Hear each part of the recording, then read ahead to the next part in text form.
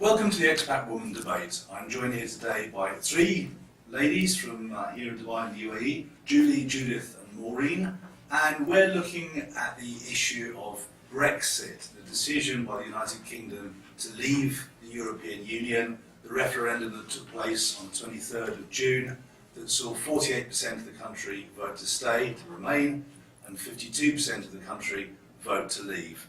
The decision wipes £2 trillion of global markets, has apparently wiped £2 billion of the value of UK markets. It's left the country divided, people reeling, it's left xenophobia in the streets, and left a great deal of people wondering where we are now.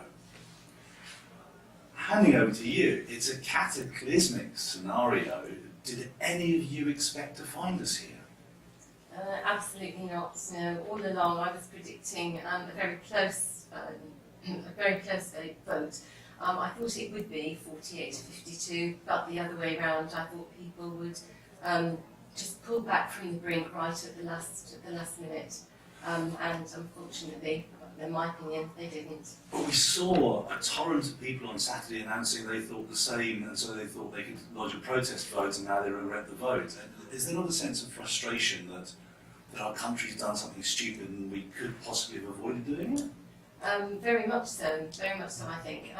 I think it's important though to avoid words like stupid. Our country's done something stupid.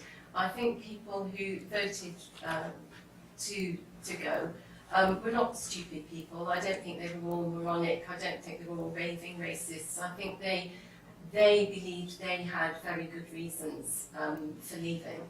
I think the tragedy of it was that those reasons were manipulated by politicians for their own ends. Very good point. The Leave campaign now, having wiped its website, having gone back on its key promises, Exactly. does that invalidate the referendum? That's a good question. I don't think it can invalidate the referendum itself. What I'd like to see happen maybe is for Article 50 not to actually be triggered, but I don't think you can invalidate the referendum itself now.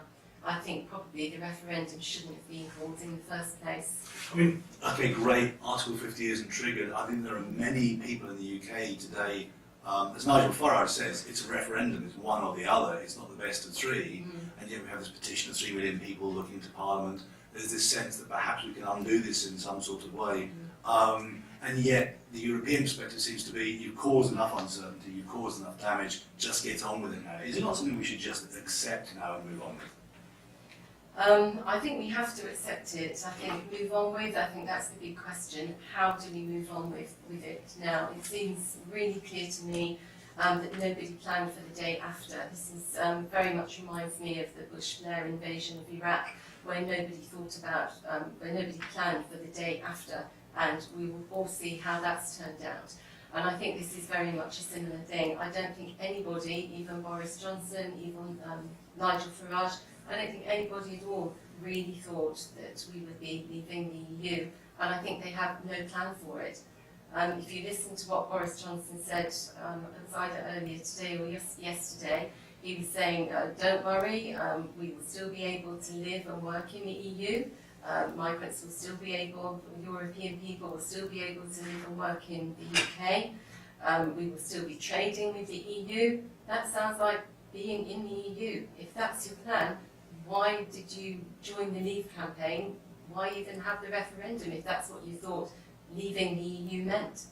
Judith, I mean, you're very strong in the opinion that it's actually functionally irrelevant, the whole imbroglio.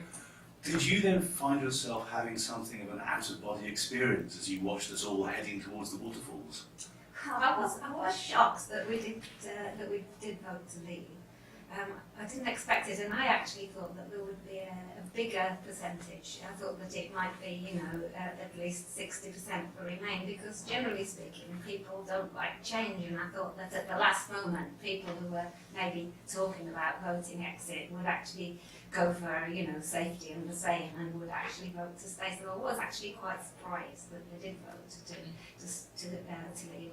But from my point of view, the important political issues, the growing inequality of wealth, the intensity and frequency of wars, has increasing all the time, weren't going to be affected by these debates, and those were my important issues. And whether we were in the EU or whether we were out of the EU, those were going to be the same. And relating to the future, what I felt was that if we are out, definitely there will be a lot of short-term eruptions, and we've seen those happening, and they may get worse too. But when you go into the medium and long term, it might be a different future, but it won't be any better or any worse. It'll just be a different future. But I think that, to me, I mean, I like Maureen, I didn't, and also I think Julie as well, there shouldn't have been a referendum. And that was my issue. It was actually called in order for David Cameron to overcome the Eurosceptic part of his own party, and that was what he expected, was, like me, expected to have a big Remain vote. So he's sort of like, he was the one that called it. He was totally responsible for that. It didn't go through Parliament. It couldn't have gone through Parliament because most parliamentarians didn't want to have a referendum. So therefore it was totally his decision. I also think that having called the debate, it was I mean, the things that were debated weren't significant.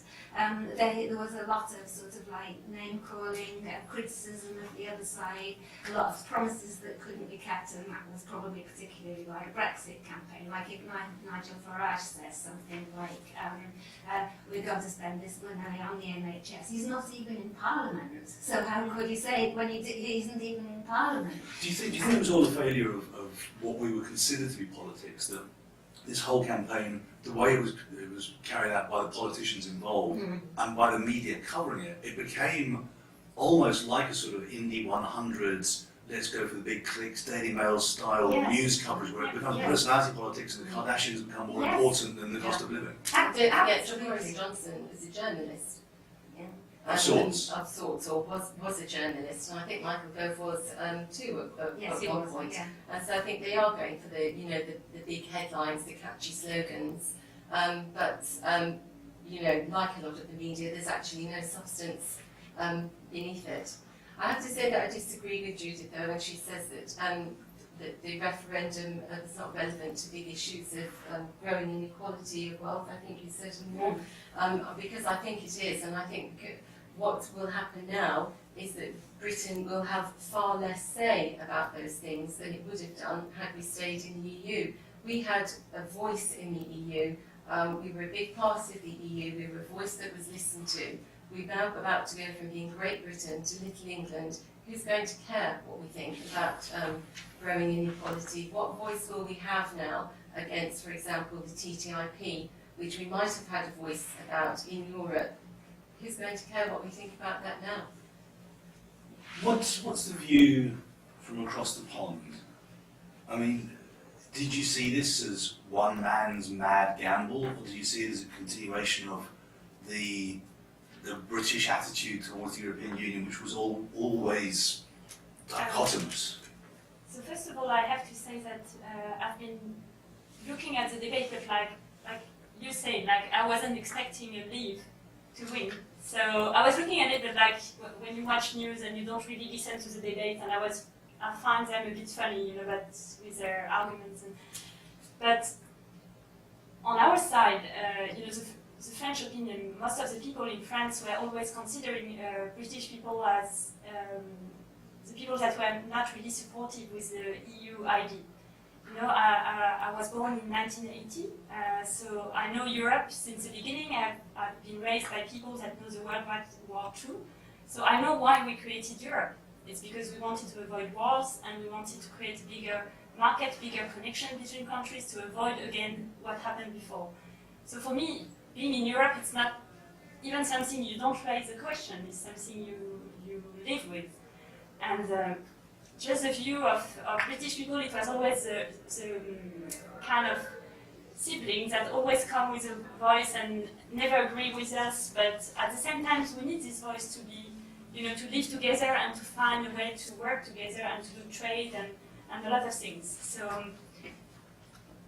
British and French people is always the same. It's love and hate. So we love the UK, but at the same time, we don't like when you disagree with us, and we don't understand sometimes why you don't want to follow the rest of the countries. And yet, they are saying now that there are more French people who dislike the EU than British people. Yes. And Maureen Le Pen is very happy. That's about why we don't call for a referendum. Is there that? So we've always had that dichotomous relationship with Europe. We've never been particularly good Europeans, and a lot of the things that Europe thinks it stands for, purports to stand for, are things that we are actually uncomfortable with. We put them under the banner of our sovereignty and say, well, you can't impinge on our sovereignty. But are we not in danger of being a more xenophobic, insular, shut-off nation because of this? I think we were xenophobic anyway, and I think that wasn't an accident. I think that xenophobia is increasing, and I think it's been fueled by politicians over the past few decades, and I think that growing feeling of xenophobia was something that politicians jumped on and actually were increasing. And I think that the difficulty was that, and it's not just recent, and it's not just during the time of the EU debate, because the certain members of the political elite could see that there was a growing feeling of them and us. They actually jumped on it and increased that feeling. And yes, of course, we did have immigration. We had to have immigration because of the demographics. We were just an aging population, and we all had to work till we were much older, or we had to have immigration. And in fact, that the immigrants do have a very good record within Europe of not claiming benefits. They come over with qualifications that they've gained in France, India, or wherever, and come to work in UK, which saves us money on our economy. But and also they're building sort of like economies. I mean, my family in UK, and we owned a nursing home group, and we couldn't have run without our foreign staff that we were recruiting, because we just couldn't recruit in the UK. So our whole business depended on overseas recruitment, and that meant that not only were we then employing British care assistants and whatever and giving them employment, but we were also looking after the ageing population that would have been a problem otherwise. So, but those sort of like advantages weren't ever discussed. I mean, I think that, for example, Corbyn in his election campaign, he was saying, well, look, we really need migrants, and that's how it is. But nobody was like concentrating on what Corbyn was saying. They were concentrating on the debate within the Conservative Party. The media was, because they saw it as this thing, the Conservative Party and infighting each other. So a lot of the emphasis of the media was on that festering relationship. You've come across with some consistent things here already. I mean, we've been lied to by our politicians. We've been hemmed in by our politicians. We've been given insufficient choices by our politicians. We have been misled by our politicians. Clearly, as we stand today, we're just like the Lebanese. We're a nation without a government. We don't have a prime minister. We don't have a government in waiting. We have a national football team without a manager. As we talk about heading politics, yes. Yeah. But is this not then a failure of the world's oldest democracy? Are we really looking at the complete disruption of the British democratic model? Do we believe in it? We could be, and it may be time. It may be time for that to happen. So we should be reforming more than Europe. Yes, possibly. Yes. I think just going back to Judith's thought about immigration, people complain about so many East Europeans.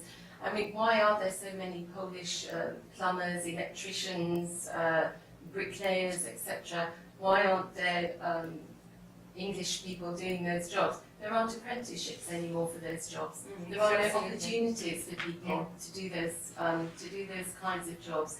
why don't they exist? And that ties in with the they're all growing, doing things you know, like inequality. media degrees and even law degrees where we don't actually need lawyers.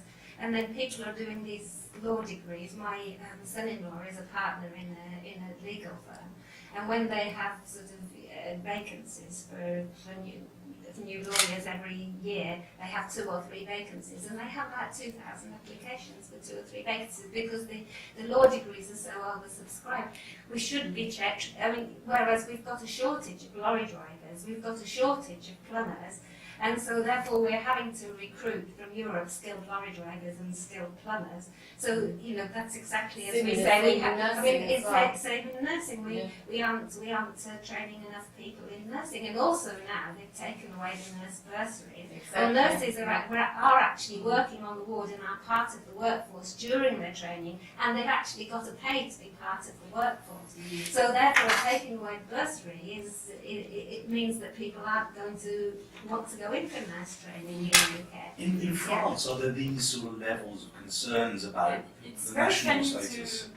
to listen to you, because we have this kind of debate about immigration for a long time. Yeah. You know, we have this kind of issues, the same concern you have, and I thought, having studied in the UK for a year, that it will never happen to the UK.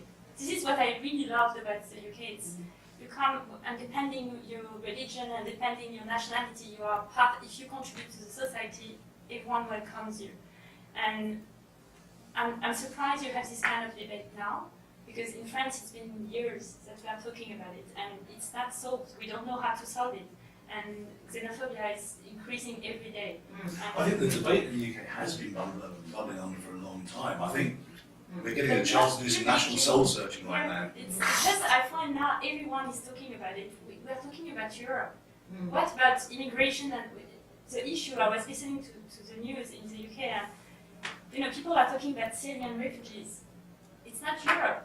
Like, what's the link between Europe and Syrian refugees? It's a worldwide crisis. Well, I think that's part of the whole political misalignment here, isn't it? Because the British were sold the fear of immigration, and actually what they're being sold is the fear of migration.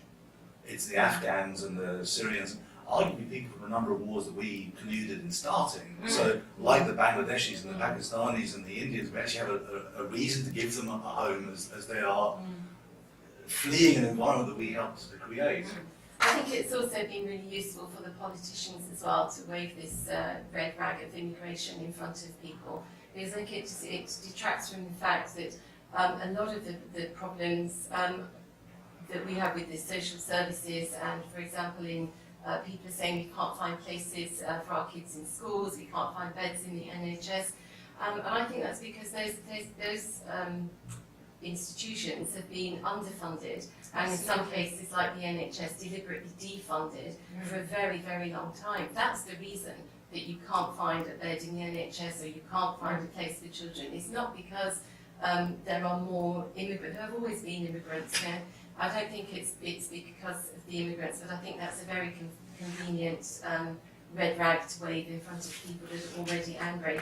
And I think what has come out from the debate, there seem to be 3 key themes really that the Leavers have been concerned about, which has been immigration. You've mentioned growing inequality of wealth. These are the people that have been left behind in the new globalisation.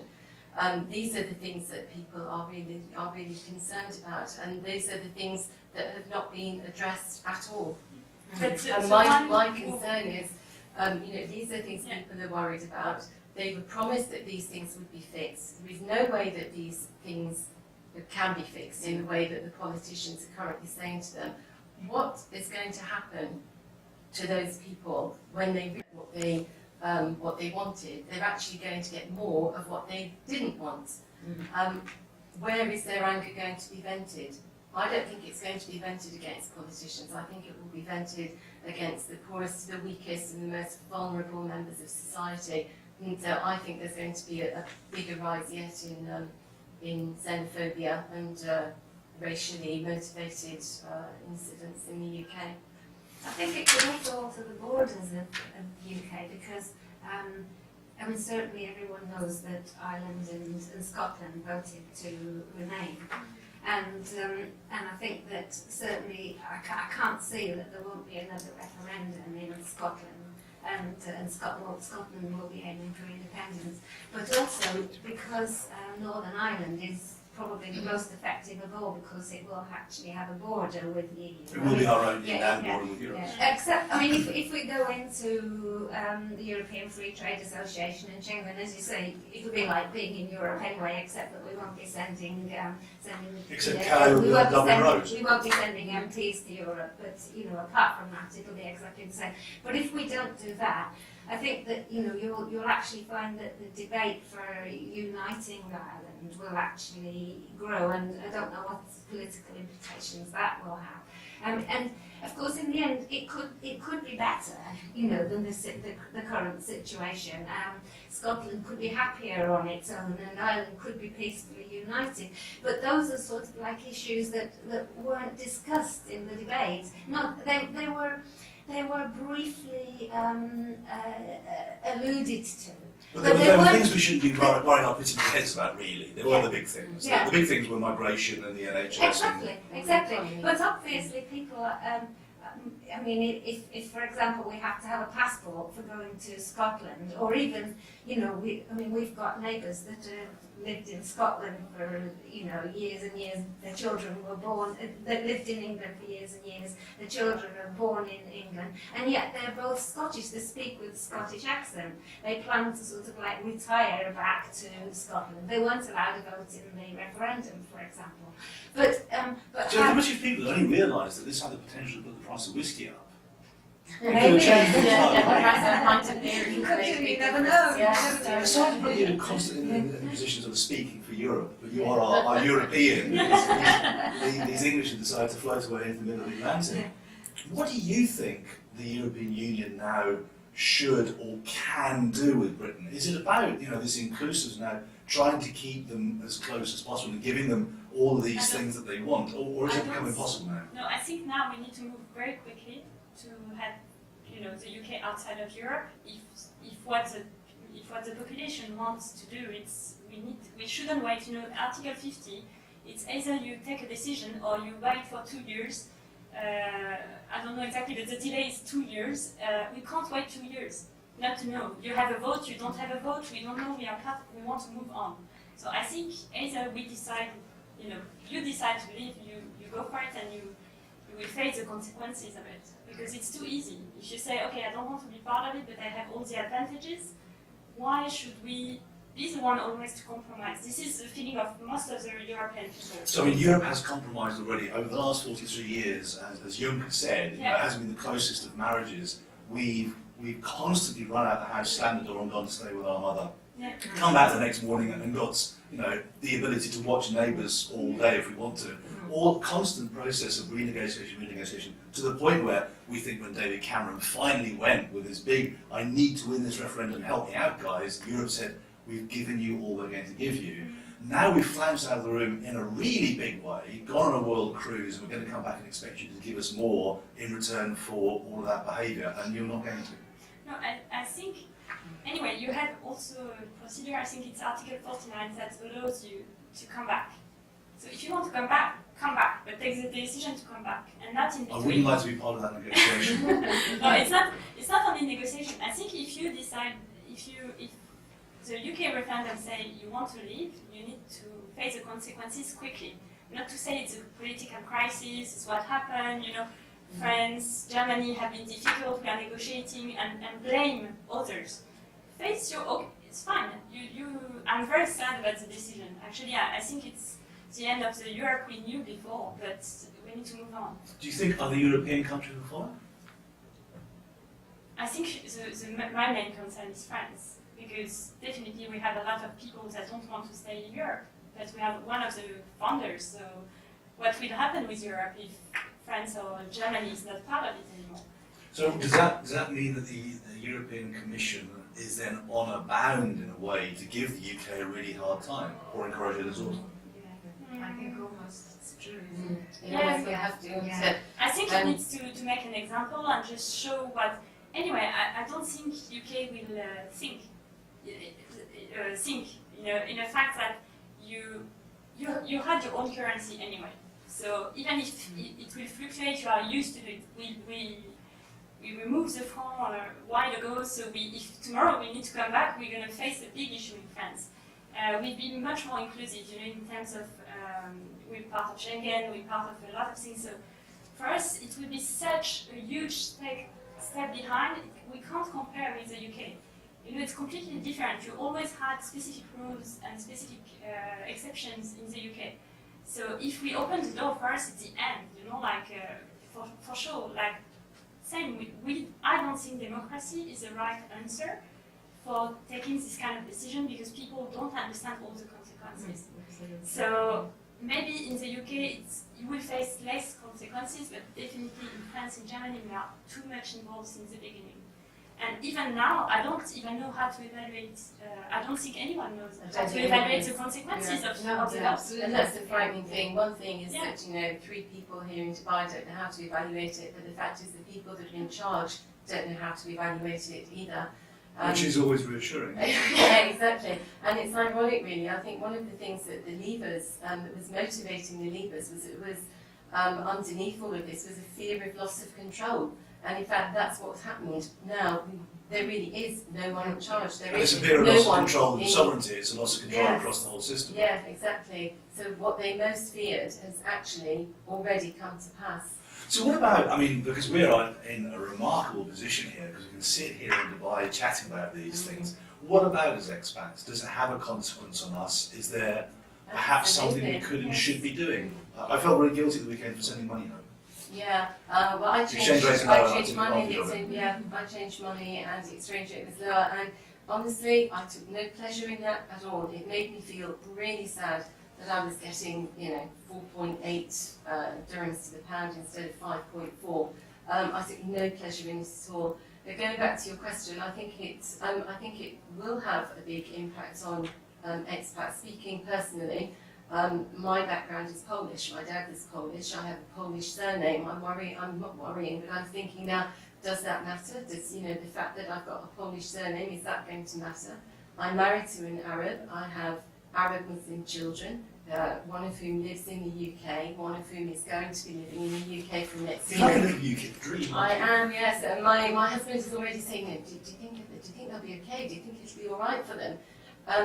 I think it probably will. I'm kind of mildly concerned at this stage, but the fact that he even asked that question, the fact that we even had that conversation, which we would never have done just a week ago, makes me feel really sad.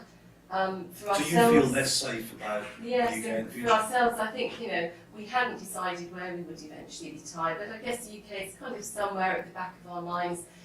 Is that even a possibility now? My husband is, as I said, is Palestinian. He doesn't have a UK passport. He's Muslim. Is that a possibility? Is that something we want to do? If not, where else are we going to go? Can we go anywhere else in Europe? We don't know now.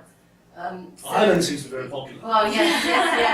What I should be doing is investigating a Polish passport, and I say that in all seriousness. If my dad were alive, he would be absolutely, he just would not be able to fathom that at all. Give me one of these Polish immigrants. Exactly, yes, My daughter, we have seen attacks in the streets over the last 2 days, people being told, Poles being told, we voted you out, why are you still here?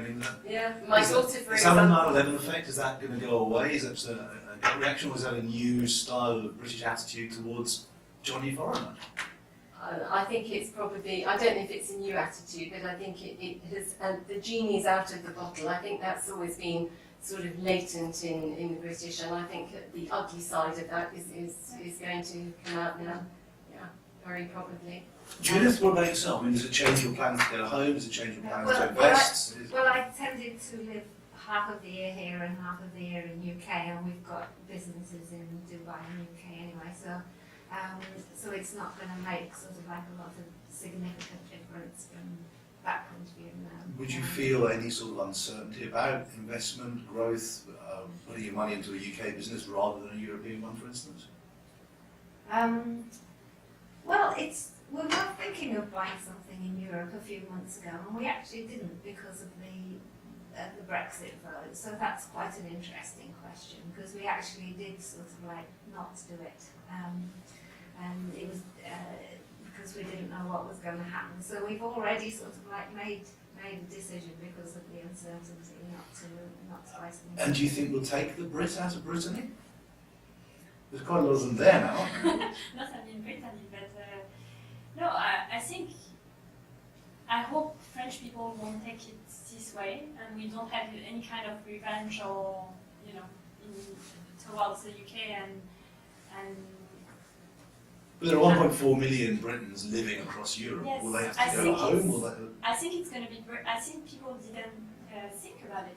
You know, like what's going to happen? They need to apply for maybe for a visa, or and doing the French bureaucracy. It's going to be good luck to them, because it's kind of difficult to have a. So maybe I have no idea. You know, British people contribute a lot to the French economy. So I don't know what the French government has any plan about it. Talking about my business in Dubai, I have an online gift registry, and a lot of my clients are British. So they get married in the UK, but they live in Dubai, and we have a lot of gifts in Dubai as well. So, you know, people living in the UK are contributing here. So my fear now is what will happen. Maybe these people will not pay in dirhams anymore, maybe they want to pay in pounds, and maybe they will see the price difference between Dubai and London, for example.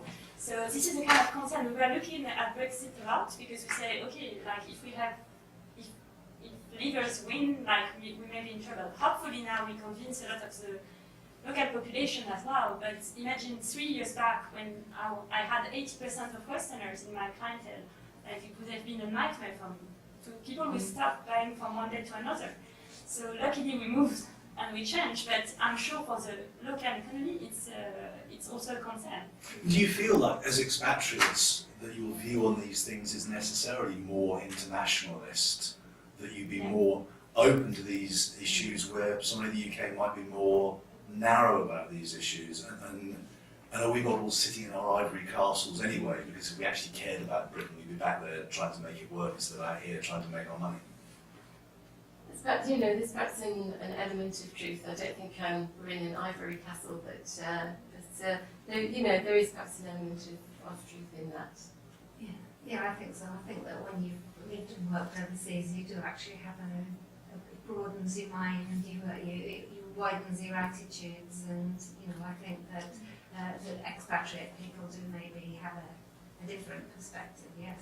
I think if you've been a foreigner you know, if you've been a stranger in a strange country, then you know how that feels.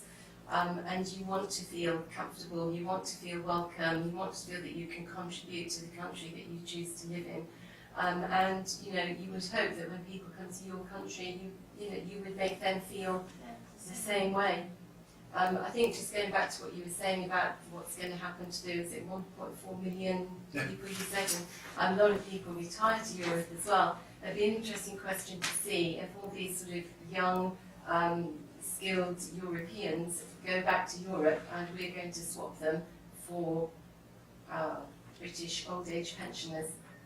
That'd be great, wouldn't it? So you Yeah, can have your service back here, and we'll take our white Yes, yeah. Most of my friends, so I used to be a finance lawyer, so working in Paris, and most of my ex-colleagues or my friends are now living in London.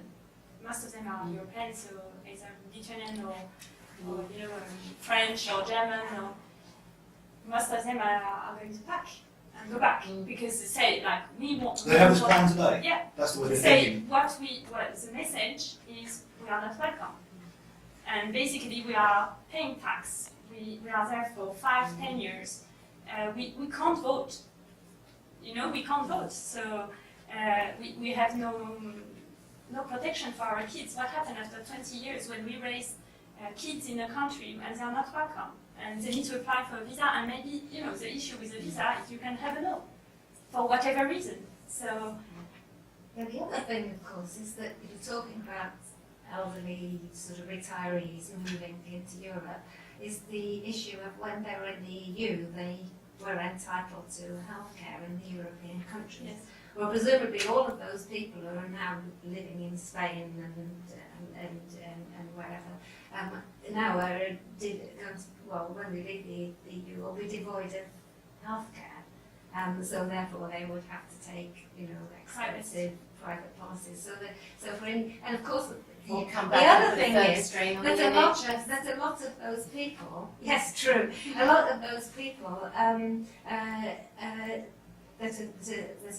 living in the EU, they don't actually, they couldn't vote in the referendum because they'd been living outside of the country for longer than 15 years, so they couldn't vote to protect themselves. So the whole thing was flawed. So we lacked all those international sources. We also lacked Any, to cap off, any silver lining to the clouds that you see?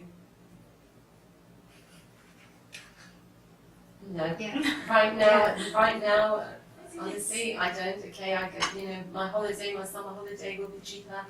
And spend most of it talking about Brexit. And that's it, yes, yeah. And I think it's going to be quite a tense holiday because I know that and many members of my family, immediate family, voted to leave. So I think it's going to be quite a tense holiday.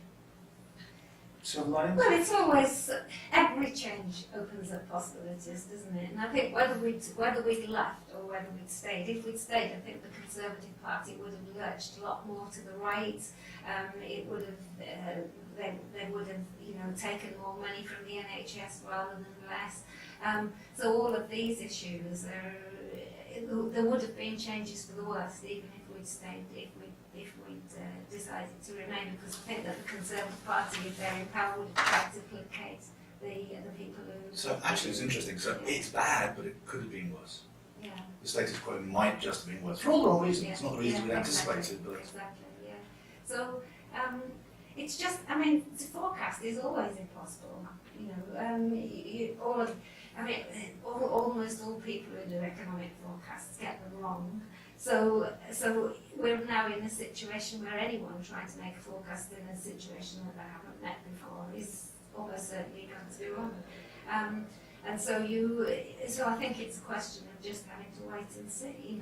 Yes, maybe people will feel that they have more control, but as you say, I'm not sure that they actually will, unless, especially if they're going to, even if they're going to join ACTA, if they have to join Schengen, it may be that the situation will unfold the way that they haven't planned. Julie, silver linings? Yes, I saw the petition for London to join the EU at the WhatsApp, so maybe it can be an idea, because I think what people in London think and what the rest of the population think is very different, and London will face a very difficult time because most of the foreign companies are going to leave or cut jobs because it was a door to Europe, and now they can't stay in London if they are targeting the European market. So I want to see if you find, I want to see what's happening and if British people is going to be very creative in the way they anticipate the crisis. I don't know. Yeah, maybe. I think, Yeah. I hope so. Maybe. Because it would be maybe a door to find a way to still work. But for me, my opinion is, you take a decision, go for it, and maybe after 1 year you can come back and say, sorry, we made a mistake. Like, I think European people would be happy to do it, but we shouldn't be in between too long. Like, just sort it out and move on. Thank you very much. Thank you, guys. Yeah.